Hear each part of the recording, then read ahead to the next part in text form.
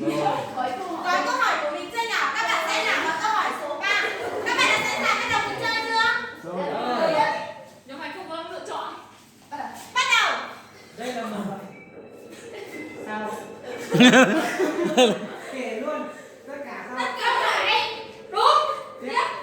Tìm.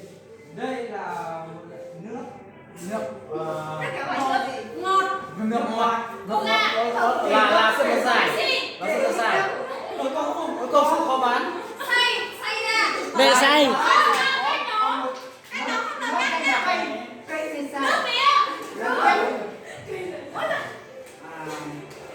đây một loại gạo một khi người Việt Nam hay dùng Cầm lên. Đúng rồi. Đấy là được. đây là một bánh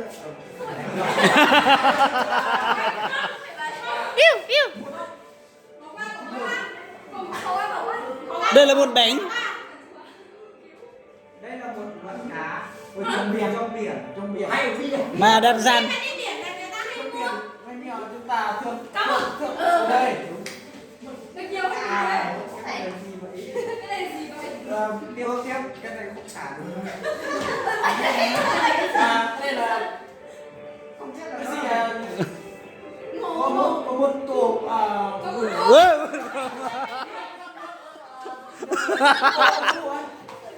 Chúng ta còn 7 giây. Bị chán. Đây là một. Hết rồi mà. cái này là sữa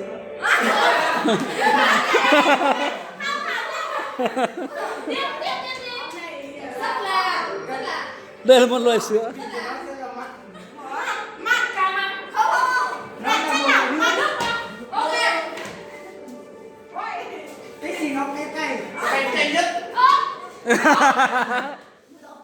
Cái gì nó cay cay ớt luôn. Cho nốt câu này, nốt câu này. Con gì đẻ? cái gì đấy xinh Có biết hỏi chúng ta là con trước khi sinh con là biết có cái gì trứng à? Đúng. Trứng gì? Chứ gì? Trứng gà. trứng nó có con non Có con non. Trứng vịt lô. Đúng rồi, chuẩn xác.